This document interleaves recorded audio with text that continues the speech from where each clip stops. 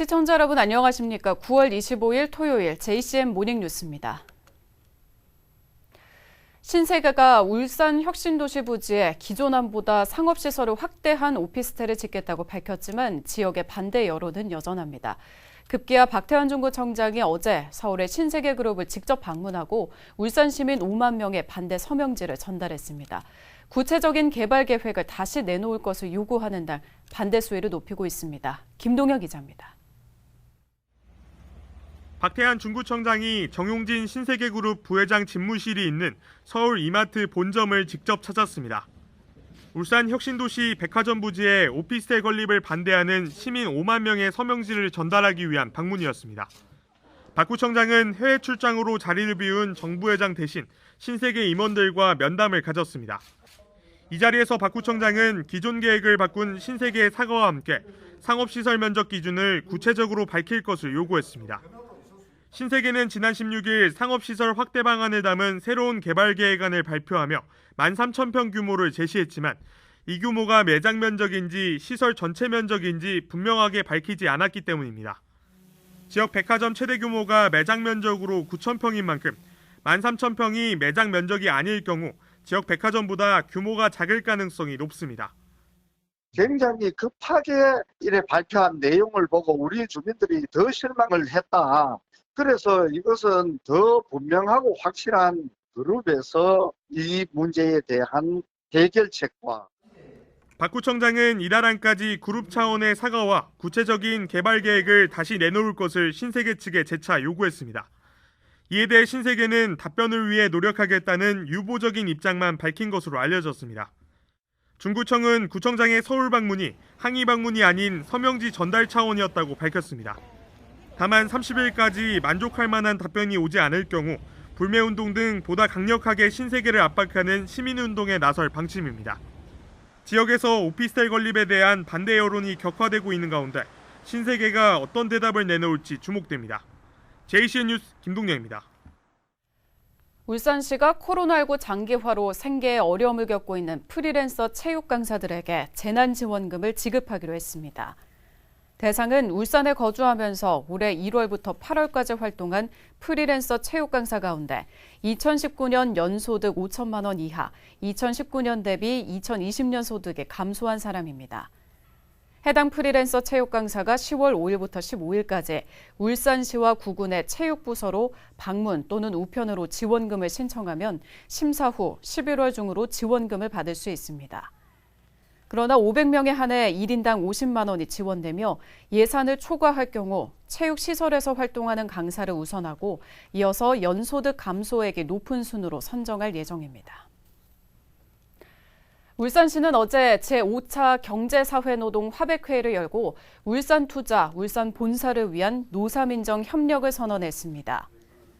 선언문에서 화백회의는 울산에 거점을 둔 기업의 본사 등 핵심 시설 이전 추진과 기술 강소기업 유치, 투자기업의 울산 정착을 통해 일자리 창출 등 지속가능한 산업 생태계를 조성하기 위해 노사민정이 적극 나서 협력하기로 했습니다. 이와 함께 어제 회의에서는 공동근로복지기금 활성화 방안과 중소기업 노동자 세탁소 지원 사업, 중소기업 노동자의 생활 안정과 복리 증진을 위한 현안 사업도 논의됐습니다. 정의당 울산시당이 기후위기 대응에 발빠르게 움직여줄 것을 울산시에 촉구했습니다.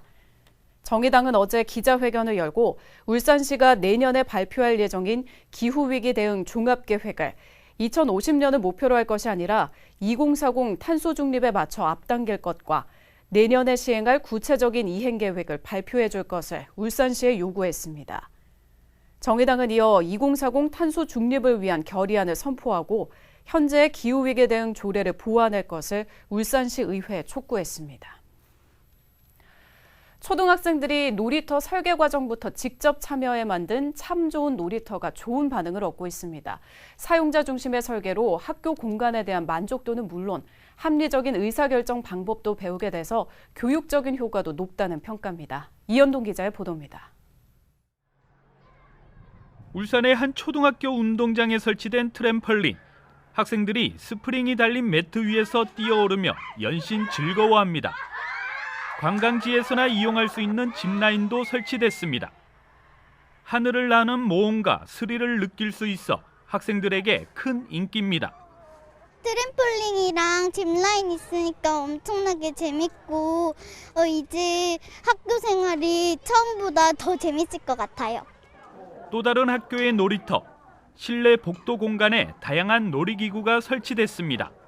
실내에 있는 경우에는 날씨가 안 좋아도 여러 놀이기구를 즐길 수 있어서 좋은 것 같아요. 이 놀이터는 설계 단계부터 학생이 중심이 돼 만들어졌습니다. 학교에서 자발적으로 구성된 학생들이 프로젝트 학습과 워크숍 등을 통해 놀이터 디자인을 구상했습니다. 학생들이 노는 곳을 만든다 해가지고 어떻게 놀면 재밌게 놀 수 있을까, 건강하게 놀 수 있을까 해서 참여하게 됐어요. 학생과 학부모, 교사 등 교육 공동체와 전문가가 협력해 수업 등 교육 과정을 연계할 수 있게 했습니다. 실내에서 활동할 수 있는 놀이시설을 만들므로써 수업도 가능하도록 설계되었습니다. 지난 2019년부터 시작된 참 좋은 놀이터 조성 사업에는 올해까지 초등학교 16곳이 참여했습니다. 시교육청은 학생들의 건전한 놀이문화 조성 등을 위해 내년에는 사업 참여 학교를 20곳으로 크게 늘릴 계획입니다. 학생들이 학교 공간 변화를 주도하면서 즐거운 학교 생활은 물론 합리적인 의사결정을 배우는 교육적 효과도 얻고 있습니다. JCN 뉴스 이연동입니다. 동해남부선 부굴산역에 지역 독립운동가인 박상진 의사 이름을 함께 표기할 수 있는 방법이 마련됐습니다. 국가철도공단은 하반기 영명부기 사용기관 모집 공고를 통해 개통 전에 본역 이름인 부굴산역에 부가해 다른 이름의 추가 기재가 가능하도록 했습니다.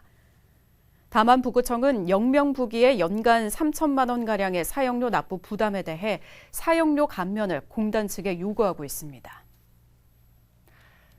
지난해 울산 지역 스쿨존에서는 하루 평균 86건이 속도 위반으로 단속된 것으로 확인됐습니다.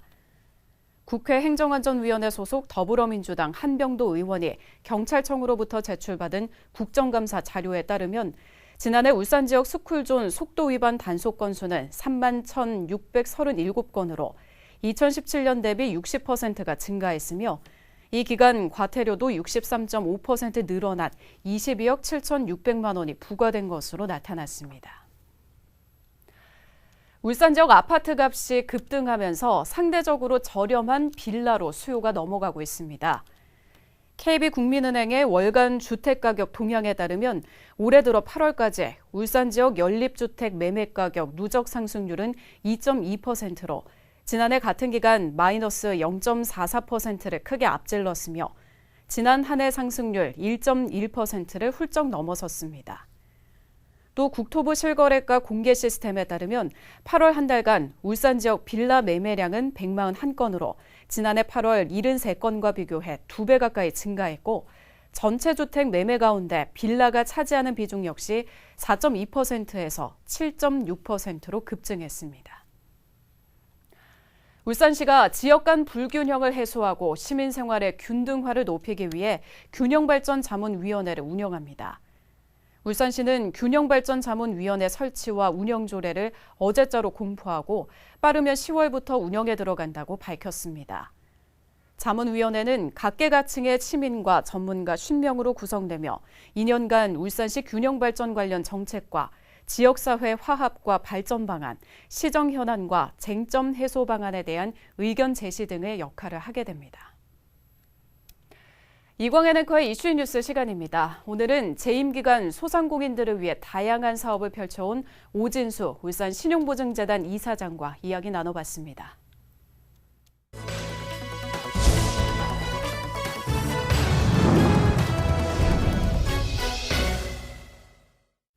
울산 신용보증재단 오진수 이사장이 9월 말로 임기를 마치는 것으로 알려졌습니다.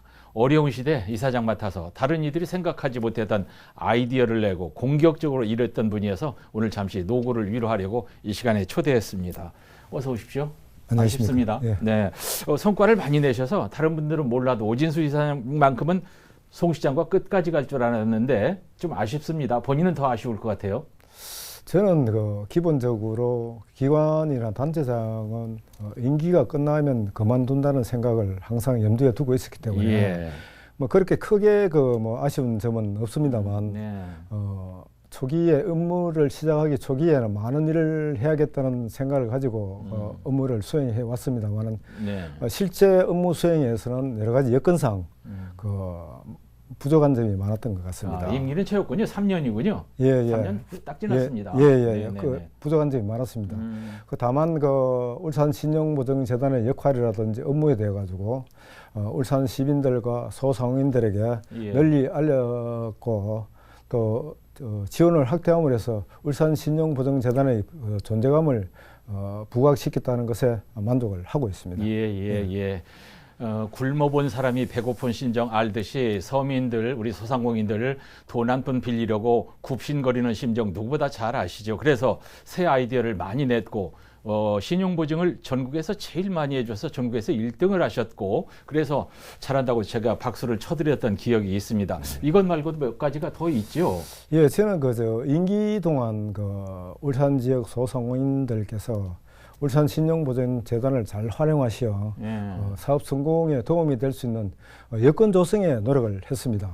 몇 가지 예를 든다면은 2019년 2월 소상공인 행복드림센터를 설립을 하여 지역 소상공인들에게 경영에 필요한 아카데미라든지 컨설팅, 경영 환경 개선 사업 지원을 하고 있고요. 그다음 작년 12월 달에 중구 지역 소상공인들의 바람인 중울산 지점을 개점해서 중구 지역 소상공인들에게 신용보증재단을 활용하는데 많은 도움을 주고 있고 또 코로나19 사태라는 비상사태에서 보증 지원을 최대한 확대하여 지원한 바가 있습니다. 있고 또 소상공인 경영 안정 자금의 접수 방식을 오프라인 줄서기 선착순 방식에서 온라인 접수로 변경을 했습니다. 또 금융기관과 협약하여 금리 상한제를 실시하는 등 실질적인 혜택을 드리기 위해 노력을 했다고 말씀을 드릴 수 있겠습니다. 하나하나 생각이 납니다. 이제 경영 안정 자금을 받으려고 겨울에 서민들이 새벽부터 선착순 줄 서서 기다리는 것을 보고 이건 아니다. 온라인 접수를 생각했다는 거 아닙니까? 평생을 이제 금융기관에서 일했기 때문에 없는 사람 심정을 누구보다 잘 알고 가려운 데를 잘 긁어줬단 말입니다. 복받을 일을 많이 했어요. 행복드림센터는 뭐였죠? 행복드림센터는 조금 전에 말씀을 드렸습니다만은 소상공인들에게 창업에서 폐업에 이르기까지 생애 주기별 맞춤형 지원을 위해 설립된 기관입니다.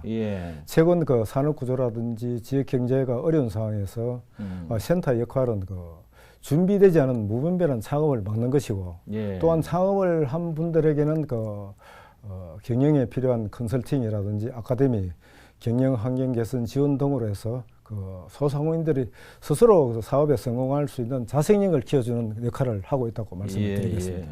전국에서 신용보증 제일 많이 해줘서 1등 이건 막 앞에서 얘기를 했고 돈 빌려주고 금리를 많이 못 받게 제도를 만든 것도 잘한 일인데 이자를 얼마 이상 못 받게 못을 박았습니까? 금리 상한제는 사실 시구군에서 지원해주고 있는 소상공인 경영 안전자금 대출은 저희 보증재단에서 100% 보증을 해주는 보증서 담보대출입니다. 그럼에도 불구하고 은행에서 소상공인들에게 차별적인 고금리 부과 형태가 많이 발생이 되었습니다. 그래서 저희 재단에서는 보정부 고금리 대출에 대해서는 선제적인 관리가 필요하다는 입장에서 소상공인 경영 안전자금 취급은행과 업무 협약을 체결해 가지고 일정 금리 이상은 소상공인들에게 부과하지 못하도록 금리 상한제라는 제도를 시행을 했습니다. 제도 시행 이후에는 지금 실질적으로 소상공인들이 부담한 금리는 1%에서 1.5% 이내의 금리를 부담을 하고 있기 때문에 어떤 면에서 본다면 금융 비용 부담을 절감하는 효과를 시행했다고 말씀을 드릴 수 있겠습니다. 이러고도 이제 하고 싶었는데 못해서 안타까운 게 더 있겠지요. 어떤 것들입니까? 못해서 안타까운 일은 조금 전에도 말씀을 드렸습니다만은 생각했던 것보다는 여건상 못한 일이 많았고 사실 저 재임 기간 동안에는 울산신용보증재단의 설립 취지와 목적에 부합하는 지역 소상공인들을 위해서 무한한 지원을 위해 노력을 했습니다만 네. 많이 부족했던 것 같습니다. 네. 그렇지만 울산신용보증재단 직원들은 지역 소상공인들과 공동 운명체라는 인식하에 네. 지원의 모든 역량을 집중하고 있으니까 예. 앞으로도 계속적으로 지원을 확대할 것으로 생각을 하고 있습니다. 네. 네. 여러분들도 잘 아시다시피 지금 울산 지역 소상공인들은 정말 지금까지 경험해보지 못한 어려움을 겪고 있습니다. 네. 이러한 시기에 보여주기식이라든지 형식적인 지원보다는 그분들의 생활 속에 들어가서 정말 무엇이 해결책인지를 강구를 해서 예. 피부로 느낄 수 있는 제도적인 지원이 더욱 확대되어야 한다고 생각을 하고 있습니다. 네. 아무튼 저가 3년 동안 임기를 무사히 마칠 수 있도록 도와주신 지역의 소상공인 여러분들과 울산시 또 함께 고생한 직원들에게 감사의 말씀을 드리는 바입니다. 예. 자, 이달 말로 임기를 마치는 울산신용보증재단 오진수 이사장과 말씀 나눴습니다. 그동안의 도구를 위로하고 싶고요. 남은 인생 평안하시기를 기원하겠습니다. 예, 감사합니다. 예, 감사합니다. 울주군이 부산 백스코에서 열린 부산국제관광박람회에서 최우수 마케팅상을 수상했습니다. 울주군 홍보관 울주24는 언제나 누구나 올 수 있는 울주를 컨셉으로 지역 특산물과 관광지를 진연한 편의점식으로 꾸며져 눈길을 끌었습니다. 또 간절곶 VR과 천전리 공룡탐험 AR 체험 등 다양한 체험거리도 제공해 큰 호응을 얻었습니다. 어제부터 아동이나 청소년을 대상으로 하는 디지털 성범죄 수사에 신분을 숨기거나 위장하는 위장수사가 허용됐습니다. 경찰은 범죄 혐의점이 충분하다고 판단되면 신분을 숨기거나 법원의 허가를 받아 학생 등으로 신분을 위장해 범죄자에 접근하거나 범죄와 관련된 증거 자료를 수집할 수 있게 됩니다. 이를 위해 경찰청은 전국 시도경찰청에 근무하는 경찰관 중 40명을 위장수사관으로 선발했으며 울산경찰청에서도 2명의 위장수사관이 선발됐습니다. 다만 이들의 신분은 경찰 조직 내부에서도 비공개로 유지됩니다. 울산에서 최근 5년간 인감증명 발급 사고가 52건이 발생한 것으로 나타났습니다. 더불어민주당 박완주 국회의원이 행정안전부로부터 제출받은 자료에 따르면 울산에서는 2017년 17건, 2018년 16건, 2019년 7건, 지난해 8건이, 그리고 올해는 6월 말까지 4건의 인감증명 발급 사고가 발생한 것으로 나타났습니다. 유형별로는 사망자의 허위 위임장 발급이 49건으로 가장 많았고 생존자 허위 위임장 발급 2건, 신분증 위변조 1건 순을 보였습니다. 박완주 의원은 부동산과 금융거래 등에 사용되는 중요한 서류인 만큼 견고한 확인 절차와 규제가 필요하다고 강조했습니다. 마스크를 몰래 빼돌려 수천만 원을 챙긴 마스크 제조업체 공장장과 거래처 사장에게 징역형의 집행유예가 선고됐습니다. 울산지법 정한근 부장판사는 업무상 횡령과 약사법 위반 혐의로 기소된 마스크 제조업체 공장장 A씨와 거래처 사장 B씨에게 각각 징역 6개월에 집행유예 2년을 선고했습니다. 이들과 함께 범행에 가담한 거래처 직원 2명에게도 각각 150만 원과 200만 원의 벌금형을 선고했습니다. A씨는 양산의 한 마스크 제조업체 공장장으로 근무하면서 지난해 1월부터 2차례에 걸쳐 회사 물류창고에 보관 중이던 KF94 마스크 8만 9천 장을 거래처 사장인 B씨에게 몰래 팔아 7천만 원 상당을 챙겼으며 B씨는 이 마스크를 국내와 중국에 불법 판매한 혐의로 재판에 넘겨졌습니다. JCM 모닝뉴스를 마칩니다. 함께해 주신 여러분 고맙습니다.